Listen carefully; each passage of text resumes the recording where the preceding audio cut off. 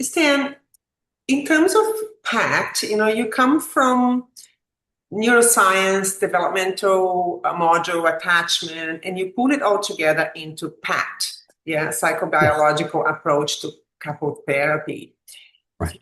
One moment in your career, things changed for you. How did you Ah, get there? Or did you have any key mentors that helped you to get oh, there? yes. Oh, yes, Yeah, yes, so yes. tell us a little bit about how you got there. My career, my life is filled with mentors. I wouldn't be here without them. Going all the way back, well, I would say Masterson, Jim Masterson, James Masterson. Uh, I learned how to work with disorders of the self through a psychoanalytic theory called self and object relations. American version, and that was wonderful. I really, I mean, he was an amazing thinker. And then Alan Shore uh, brought me into the world of neuroscience and uh, attachment. He wasn't the only person, um, but he was certainly seminal in dealing with the right orbital frontal area, which is where he specializes, where he focuses quite a bit. And I went through a divorce. Um, one, I was previously married, and that marriage largely, I think, dissolved because we couldn't co-regulate together distress states. And so I became personally interested in studying the autonomic nervous system. That's arousal regulation theory. And so it came to my mind that that is actually the major problem now to this day. The major problem with all relationships is our threat system, our survival instinct, Mhm. uh, as played out subcortically and through our autonomic nervous system. That is the major problem in relationship. Mm, mm. Yeah. Yes, and I was going to ask you also, one of your last workshops that um, you were talking about the human brain fundamentally being designed for survival, not Yes. love. Yeah, Right. and you know, uh, I'd say that's uh, true of all living species, all yes, living yes. organisms. Yes, and so we've in a relational pattern. So our neurobiology would stop Yeah. us from being empathic and being caring and thinking properly because of that force. All Yeah. things being equal, which they're not, because different brains, different capacities, right? Because PACT looks at it's a capacity model. We look at what people can and cannot do Right. given their development, given not only in terms of social emotional development, Mhm. but brain development, development of the nervous system, their environment, of course, personality. I mean, there are all sorts of factors. Some people um, do have empathy, but they have what's called thick boundaries, and people can infer that they do not have empathy. They do. They're just it's just not as acute as Mhm. others. And other people have a tremendous amount of empathy. Um, there are areas of the brain that specialize in this, Mhm. and sometimes there's a consequence to that as well. Every feature that we have is a bug. Every bug is a feature, right? Yeah. Um, Yeah. the- So that um, need for survival, it always will be stronger than the need for belonging. The love. Absolutely. Yeah. Absolutely. Now, here's what's interesting is that part of our need for survival is belonging. Part of our need for survival is other people, in particular, um, a primary. Primary is somebody who um, we focus on as we did our earliest primary or primaries. These are the people that we are the go-to people, the people that we run to when we're in the most pain or when we want to celebrate. We don't contact a group. We tend to contact a person. And if it's a romantic relationship, it's usually that person. And so there is a biology that I think of it as nature's glue that keep us to needing each other and to get sticky. It's a very sticky system that people confuse with love, but it actually, I think, is much more around existential survival. Mm-hmm. Um, I think it's the I can't quit you biology. So we do everything better with people. Those who are very distant or avoidantly attached are that way, not by nature, but by adaptation to a caregiver style that didn't include attachment values. So it's an adaptation that's not our normal state. Yeah. Yeah, thank you. And talking about those people who are extremely detached or unavailable, Uh-huh. if you sitting with someone that is not connecting with the partner, is completely detached, it's not available, it's shut down. What is your reaction and position in the room in that situation? Well, my reaction isn't the thing; it's the other partner's reaction. Mm-hmm, mm-hmm. So here's what happens, and this is again all things being equal, because that can, you just describe somebody where it could be a lot of different things. But let's say just in the attachment world, and let's just keep it Yes. there. In the attachment world, there's a distancing group of insecures, and there's a clinging group of insecures. And then there's secure, which can do both, but they're not stuck in either. Right? They're not driven by fear of what will happen if I am on the distancing side, if I feel trapped, engulfed, interfered with, intruded upon. Right? Where I think my wings are clipped, will be clipped. Right? In that group, I will remember that this is the case in a dependency kind of relationship as soon as I commit. And then I'll protect myself in ways that will appear and will actually be threatening to the other person, thereby continuing the whole system, right? If I'm on the clinging side, I'm afraid of abandonment, withdrawal. I'm afraid that you're still not that into me. I'm preoccupied and anxious. And the way I protect myself from what I know will happen based on history when I depend on somebody also pushes away and appears threatening to the other person. So we're dealing with a memory system of what happens when I depend.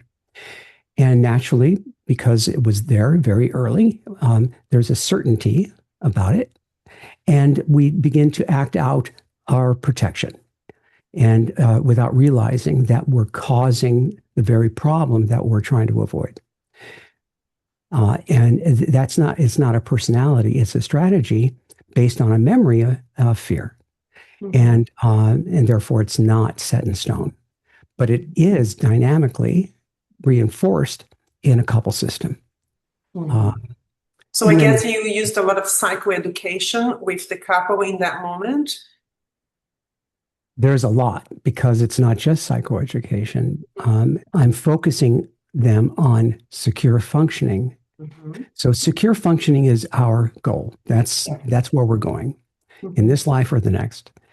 And secure functioning is actually social contracts that people make that are based on fairness, justice, and mutual sensitivity, assuming they are of equal stature, equal power and authority. Two independent people coming together, right? Based on terms and conditions. And so that's not based on love. That's based on a sense of purpose, a sense of what do we get out of this? Why are we doing this? Why are we? Who are we? Are we sharing power? And what's our point? Who or what do we serve? Since that is the pressure that we put on the couple system, we don't have to worry so much about personality disorder. We don't have to worry so much about insecure attachment. I think they need to understand theirs because they're behaving in a way that is too pro-self and Mm-hmm. can't work in a two-person psychological system of we and us. So it is in the way, but it is certainly not the biggest problem facing human primates. Mm-hmm. Us as a species itself is a problem. Mhm. We're Mhm. difficult animals, especially under stress. Mhm. And so this model assumes that when people are good, they're fine in a relationship. But that's not the litmus test. The litmus test is when they are under stress. When one or both are in distress or under stress, that's when people will automatically and autonomically shift to a one person psychological system of I, me, my, and you. Mhm. And everybody on the planet will do it. Mhm. Some people have different thresholds, Yes.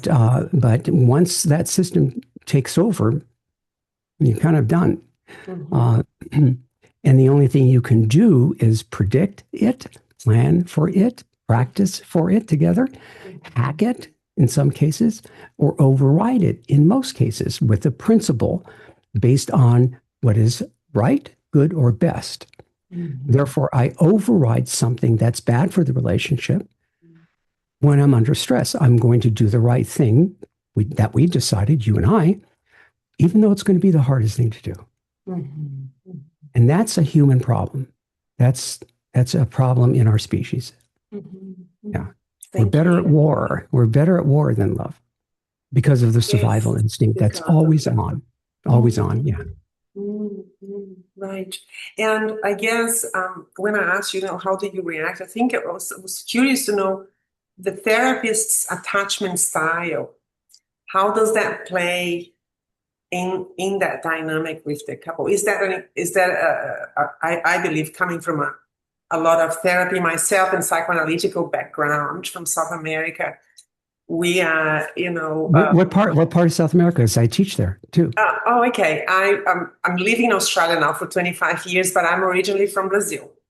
Brazil. Oh, yeah. One of my dearest friends and a faculty member Oh, of really? mine is from Brazil. Yeah. Lovely. Yeah. Yeah. So we in our training and as a philosophy, I guess, in South America and in the States, I guess that's it. You do your own therapy. You do a lot of that as well. So recognizing, your attachment style in this case, and being aware of that, and being aware of your own reactions and feelings in the room is extremely important. That self observation.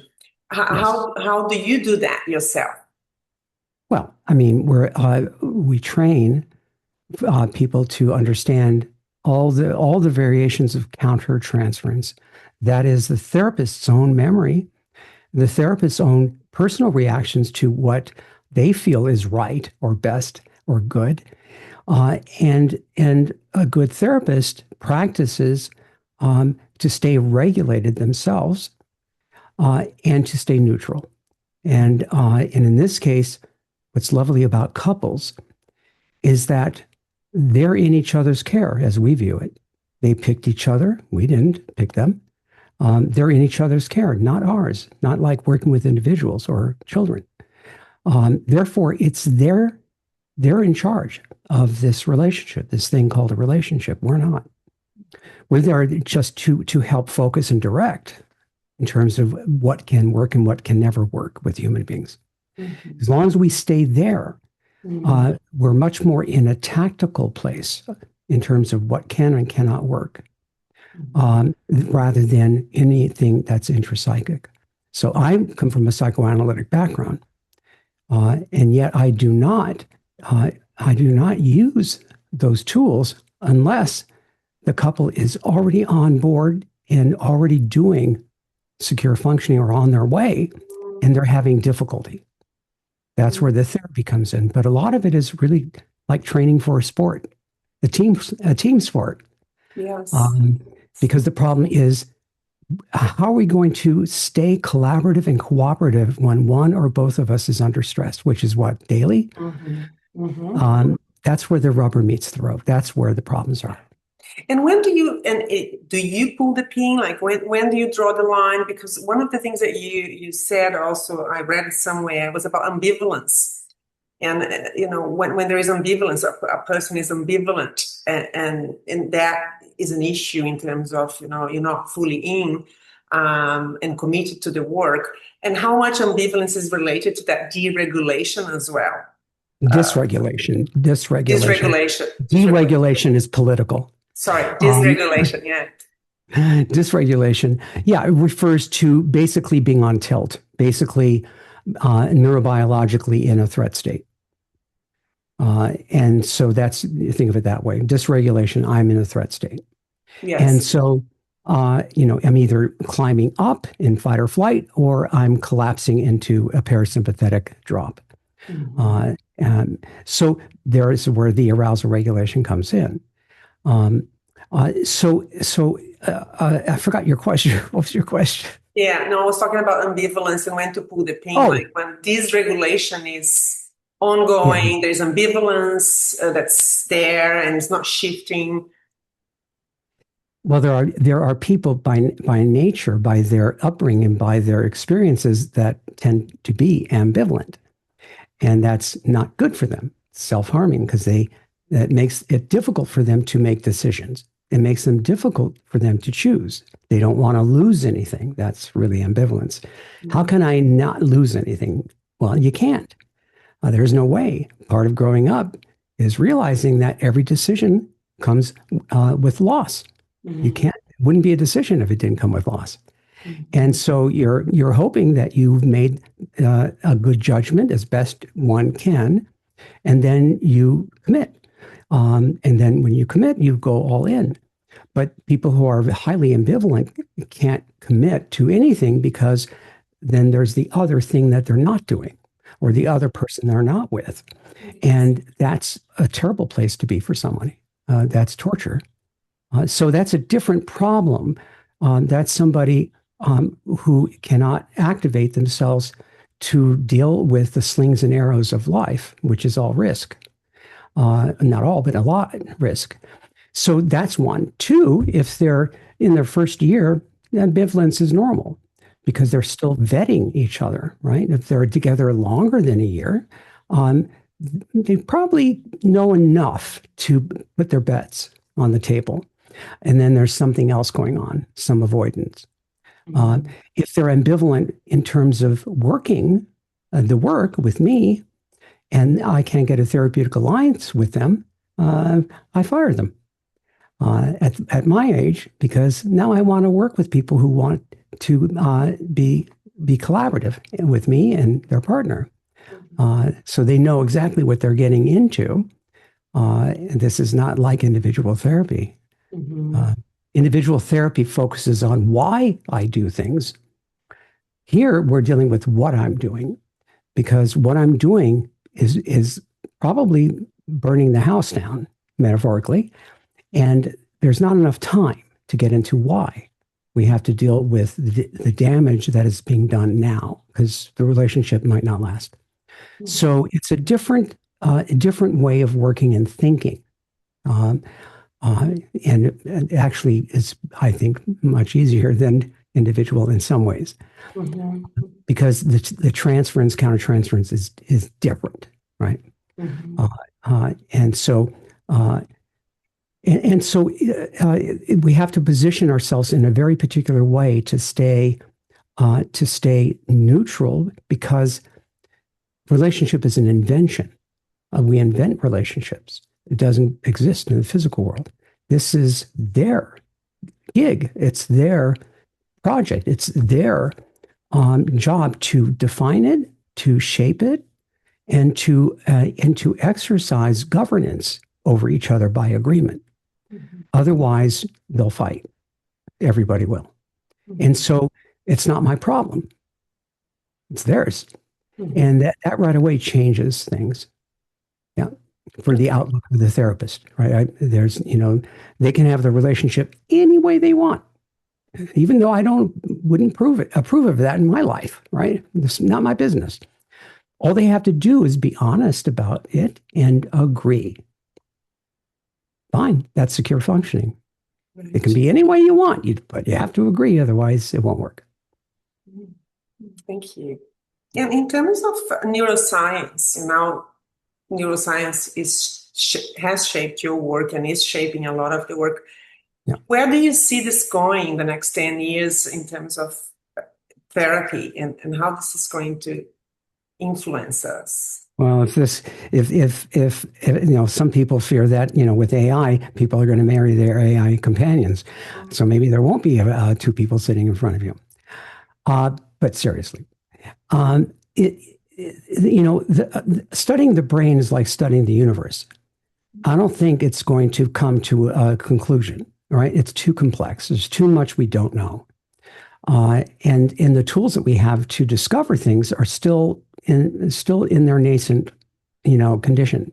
For instance, we have lots of snapshots of what the brain is doing. We don't have a lot of moving pictures. And, just like a picture, a snapshot can be misleading because we're not seeing the beginning, what happened before and what happened after.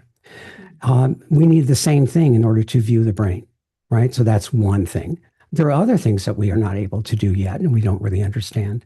And so we're in, it's an exciting area to read about, think about, research, and do. But anybody who says they got this locked down doesn't know what they're talking about.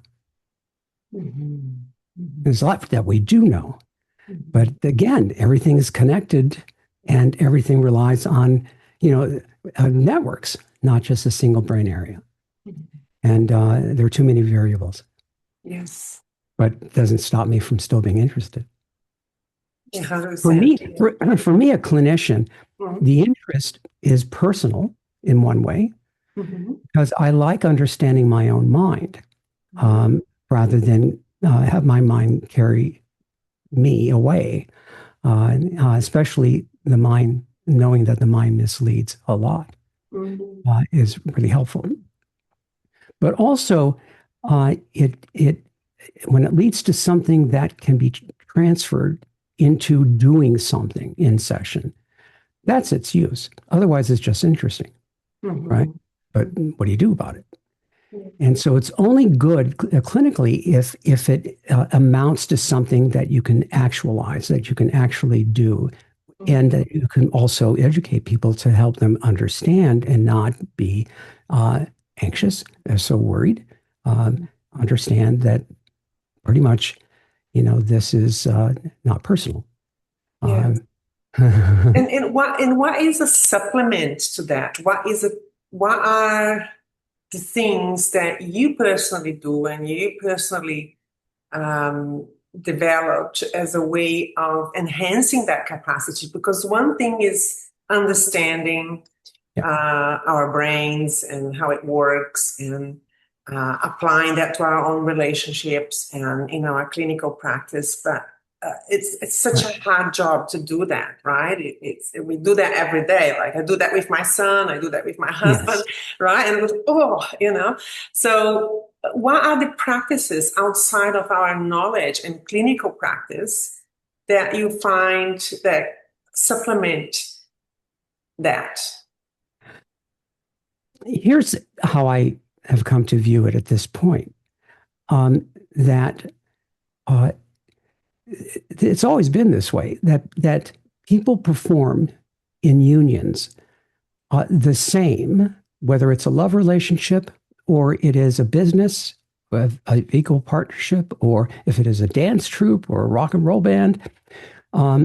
Human beings without a shared purpose, a reason for being, right?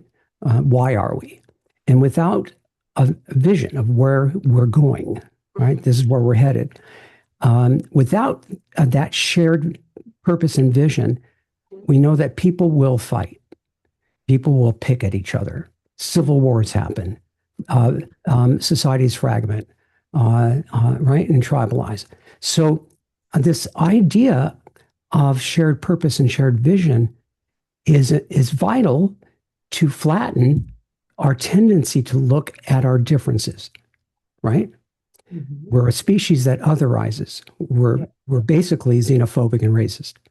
And anybody, who's too familiar to ignore and too different to live with is a problem, right? And that's Yuval Harari's quote from *Sapiens*. So we have a problem here. The people who are operating at a higher social emotional level and can make consensus, are consensus makers, know that in order to get people to get along, What unifies them is where they agree and where they are the same. Where we're different and where we disagree is low hanging fruit. That's easy. That's what we do, all of us. But it takes a little bit more sophistication and effort to find where we do agree and where we are the same. It's been done that way throughout our history as human beings. So we mistake sometimes working with couples or families and so on as being something that is intrapsychic, something that we have to deal with as we would in individual therapy. We have a system now that's reacting to itself. That's not the same as individual work. Mm-hmm. And so we have to look at how other people have done this over the years. Social contracts. You and I, if we're going to be unionized, we have to plan for our devils, not our angels. Mm-hmm. Because devils we are if we're under enough stress or if the opportunity arises or. And so that's called governance. We have to have a way to govern each other by agreement and permission to enforce. Mm-hmm. Otherwise, we'll harm each other inadvertently. So that's another important thing, governance. We can't assume that, oh, I'll never do that or you'll never do that. That's naive. Plan for the worst and expect the best. Yeah. And, don't be naive about the human condition. And so that's another essential feature that has to be there. Governance, shared purpose, shared, right? And then the ability to remain collaborative and cooperative, a two-person psychological system while under stress. That's very hard. Mm-hmm. Very hard, because we're having to override, trick, or predict and plan for a system that is autonomic and will take over every time. But we can outsmart it if we know it's there, right? Mm-hmm. So that's where a lot of the focus is. Now, when we're working with impasses, people are wanting to do this and they're working at it, but on the road towards secure functioning, developmental delays get in the way. Mm-hmm. And then that's when we bring out our toolkit. Yes. Whatever your toolkit is, the more the better, right? What's some of the things that you have in your toolkit, Stan? Well, object relations, self-psychology, family systems, behavioralism, cognitive behavioralism. Ours is a polytheoretical approach, mm-hmm. And it's not eclectic. Eclectic is a danger because there's nothing unifying the therapist in their mind, and then it would be confusing. What unifies our minds is that the goal that where we're going is secure functioning. That to that end, we serve the same master. Mm-hmm. We're just using any thing that we can bring on board that is effective in getting there. So we don't care where it comes from. We give credit where credit is due. But this business of our field being so branded and so siloed is not good for the science of psychotherapy. We need to integrate. Instead of saying the same thing in different languages, mm-hmm. And repackaging it. So yes. That's Yes. We have a duty to be researchers at the same time, scientists, and throw out what does not work, and have at our disposal a lot of tools in the toolkit. But we're not confused. They're not confused because we have a very definite way of viewing the world and how do you see that happening? Because you're saying something very important. Like if you have a new graduate, for example, someone that's starting, it's overwhelming the amount of training and language and theories out there that at the end of the day almost say the same thing. Some of them. And, and you're saying we have a responsibility with integrating these practices. And how do you see that happening? Is that it's hard? It's hard because unlike the science, as mainstream, right? Psychology it started with masters, people who are great, and maybe 200 theories, right? When I was a student. Now I don't know how many thousands there are. And most of them are saying the same thing, just different wording. And they're not actually uh, uh, either aware of or touting where they got the information. And that's a problem because there's a history to our thinking as a group. Mm-hmm. And so this siloing, this IP, this ownership that we've become accustomed to my theory, right? We live and die by it, is actually not very good for the consumer because they don't know this stuff. They don't know that we're talking the same things, most of us, and saying it's better. And so it's gotten away from us. And I'm like everybody else. I don't like people not quoting me, not giving me credit, not citing me. I don't like it.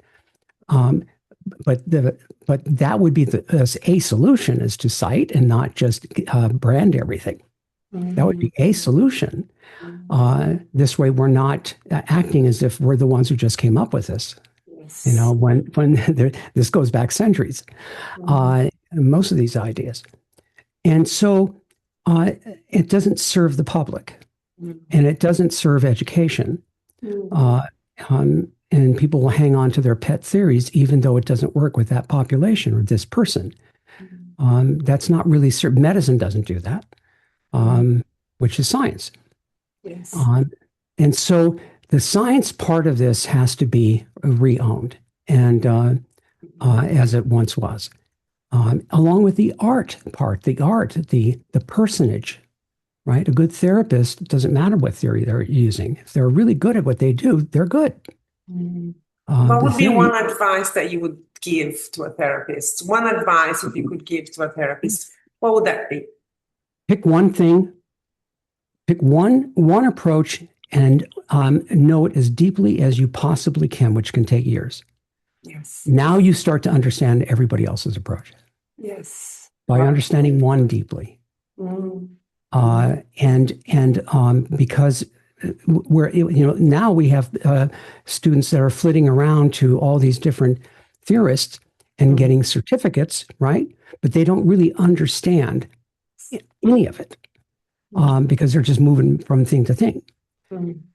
That's not a way to understand what we're really doing as organized by a theory that's been around for a long time, like analytic theory, which is sort of like classical music. It's just it's learning classical music. You don't have to just play classical music, but you should know it.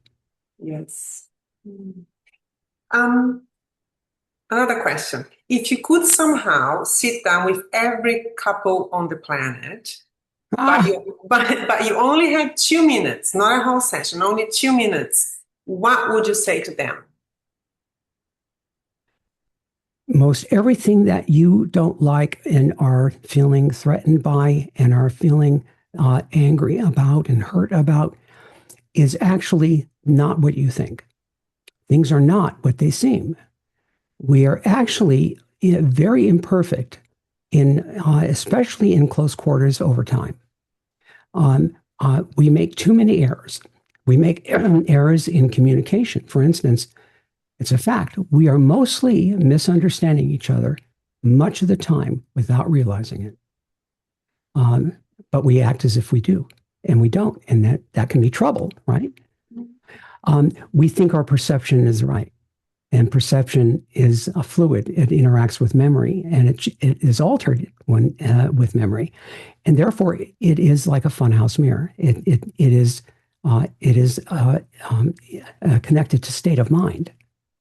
So when my state of mind changes, my sensory perception changes with it. It can change radically. For instance, this is an old thing. I'm angry, and now I see your face is angry because I'm in a state of mind that's looking for it. And so that's one. And we think our memory is right. It's not. Memory is terrible. Memory is terrible. The recording of experience itself is flawed, depending on our how much sleep we've had, and our mood, the environmental sound, and all sorts, light, all sorts of things. And yet we die by these things. We'll fight to the death. My memory is the right one. I was clear. I heard you. I understood. I can see it clearly. Your perception is wrong. We do all this stupid stuff without knowing that none of it can be true. And so we're arrogant, you know. I was thinking about being humbled enough to doubt ourselves and to, yeah. You should. Well, if you don't have to doubt yourself, but doubt the veracity of your version of reality, because you're dealing with another animal. They're not you. They have it. They see things differently. That's good. That's not bad. But if you need everyone to see everything the way you do, good luck, because I think if you married someone who's just like you, you'd probably murder them eventually. We're supposed to be different. Yes. In a couple system, difference is, if it's accepted, is your superpower. Yes. So there's a lot of misunderstanding, and I think people just don't understand the vicissitudes and the failure of our own brains under certain conditions, and that we're being misled constantly. And one of the problems with human beings is that we talk. It's easier to study babies, which I did. It's easier to study animals, which I haven't. But those people will always say that it's much easier because they don't talk.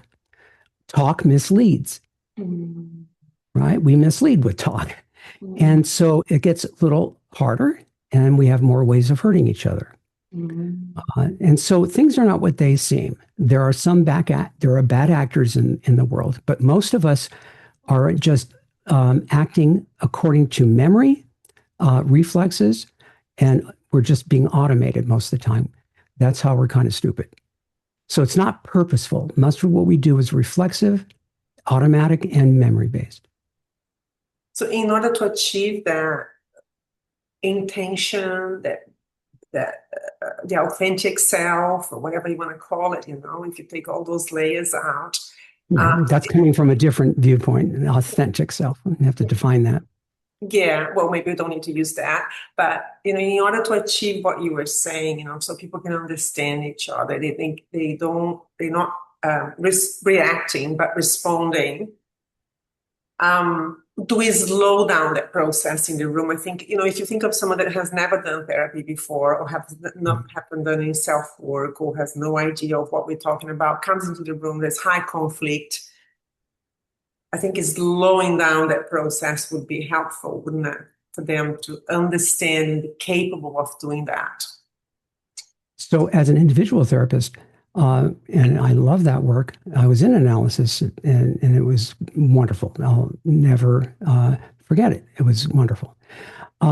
That's great. Individual therapy is where you can languish for a long time, and it's like going to college for yourself. You're learning about yourself. And what a great process. A luxury, right? Yes. But good.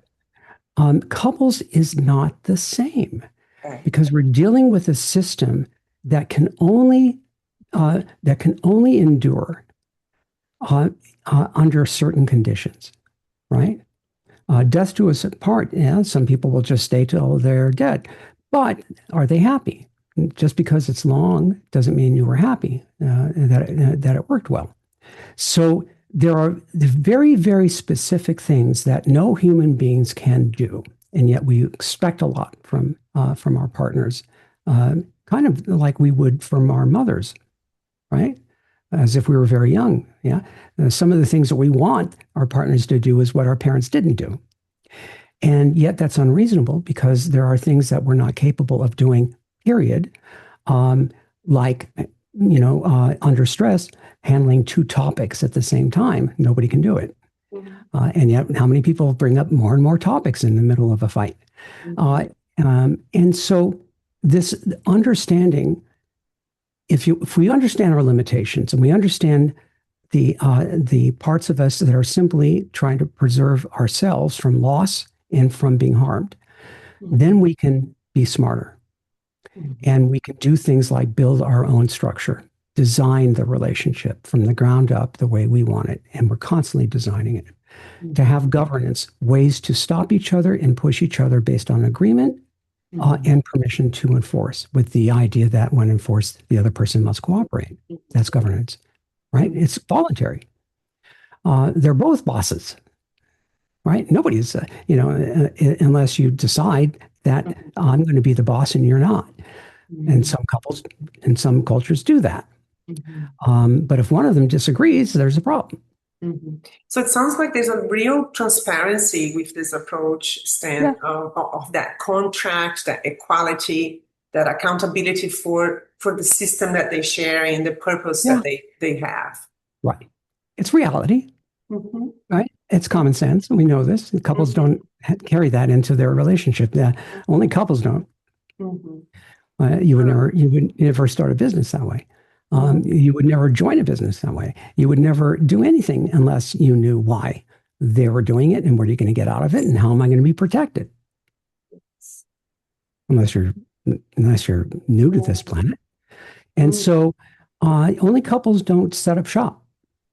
Okay, so do you believe, let's put it this way, that not every relationship is worth saving? How do you actually make the call sitting in the room? And how would you handle this in session if you feel like this is not worth saving? Remember, we have to think of this as it is. When we're in front of two adults, we have to see them as two independent, autonomous adults coming together based on terms and conditions, deal or no deal. That's not what people do. Because of the attachment system, the I can't quit you biology, people will compromise. People will ignore deal breakers. They do it. You want children. You've always wanted children. And I hate children. I never want kids. Never want kids. And then we look at the abyss that is the end of our relationship, and then we go, let's buy a house. That's what people do, right? There was a deal breaker there. That's not going away. Right? And so there's lots of ways that we have poor judgment because of that biology, because of that existential issue. If I lose you, it feels like death, right? We feel that with our dogs. We feel that with our kids. We feel that with our partners, right? That doesn't care whether you're in a bad deal or not, right? But that's the reality of it. If you want to be really happy and be able to be in a relationship where you guarantee each other's happiness, with mistakes, when that's apologies are for, you take responsibility for the other person's ongoing felt sense of safety and security, because you can by agreement, and because the alternative isn't good, and the world offers the alternative. The world doesn't care about us. Life is not kind. Life is not fair. But we can build a world, kind of a couple bubble, where we've designed it to spec. We've designed it so in this bubble, in this orbit, we are entirely safe at all times by design. We're entirely working as a team together, as a we and an us, by design. And we can get more done. We can do more things because two people are better than one if they work well together. So this is right. This is there are all sorts of places along the way where people can stumble, all sorts of places where people can find one person, this isn't worth it. Yes. And all it takes is one person to say this isn't worth it for it to be over. Yes. Because everything has to be, I'm with you. I'm feel the same way. If I ask a couple, so you guys happy? And one goes, yes. And the other one's just sitting there. The answer is no. Yeah. Can't be. This is a two-person system. And so we're dealing with it head on from that lens of that kind of reality. Yeah. They are responsible for everyone and everything as leaders. And therefore, they have a lot to do. They don't have time to have a war in their own foxhole. And all these things are just attitude, right? Perspective. Yeah. Yeah. Um, okay, one more question. You have been watching couples for a long time now. Do you think couples today are struggling with something fundamentally different than 20 years ago? Oh, absolutely. Or is it the same core issues just dressed up in a new technology and language? Are we talking about marriage or coupling? If it's marriage, yes, marriage is changing, with each generation. Mm, And some are just not interested in marriage at all. It's going to cycle, I think, because of that mm. biological thing. Yeah, I Um, believe so too. and it's in our history. Mm, So it influences us, the idea of marriage. mhm, Um, so yeah, there are changes. Each generation reacts to the last one, mhm, which is good because we mhm. need a big reaction to this one. So the Um, issues for couples today are different for those couples 20 years ago. no, our reason for coupling was varied. It was at one point chattel. It was your property. At one point, it was done politically to own land or to bring countries together. For other times, it was to please your parents, or because you had to marry somebody in your own religion. The idea of I marry for love was a more recent thing during the Romantic period, right? Mhm, Which threatened the church because God was supposed to be what you live for. You live and die for God. And here you live and die Romeo and Juliet for love. And mhm, so things change as to why we're together. And we're in a different phase now of expected equality, which is good. mhm, That means you have to reckon with that and treat your person as an equal, which means you're both executives, you're both generals. And when generals fight, soldiers die. So you can't really do that. You have to mhm. work a different way. Yeah. Anyway, that's the thinking.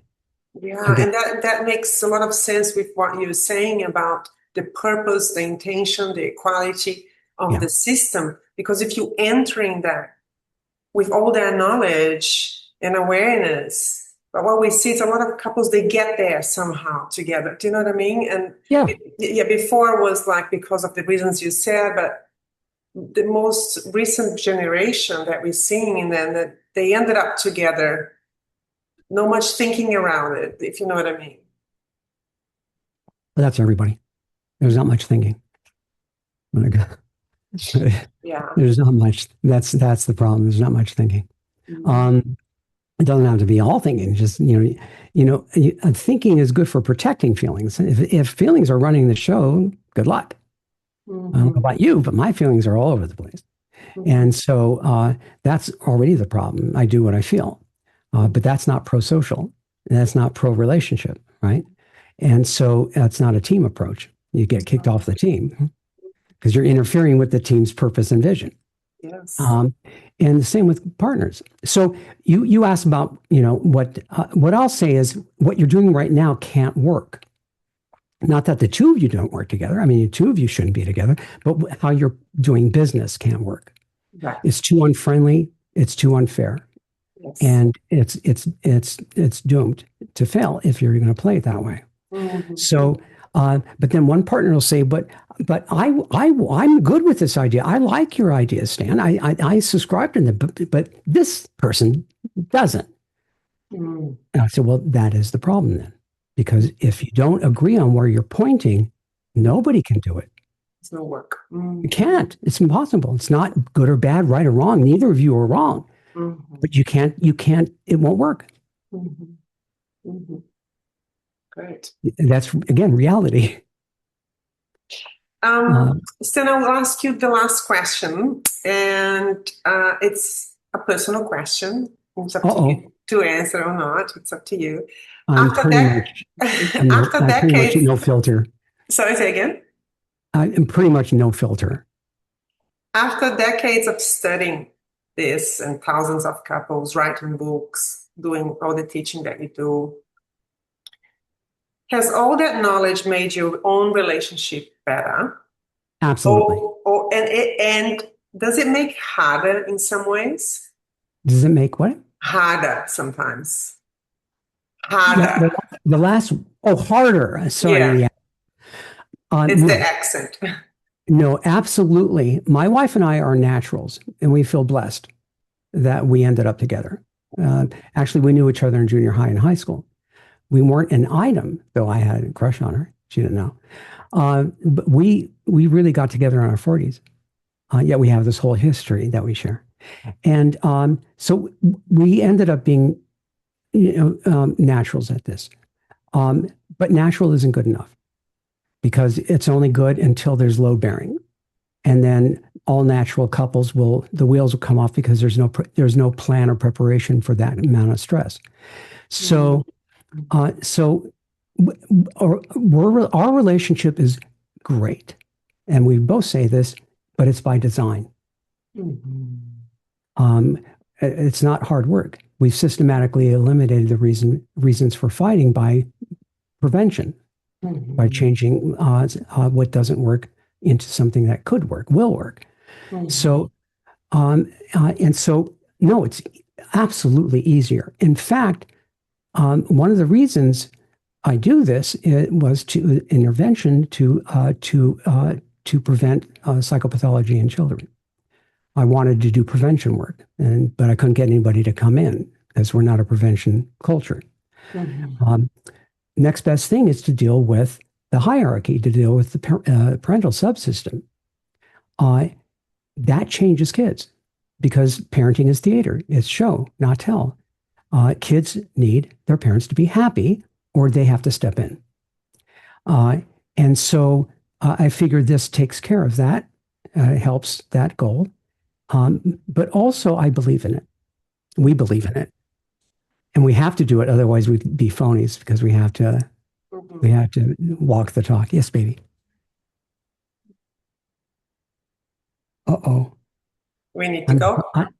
Yeah, I have to be at my office to see a couple at 3, and I'll be late.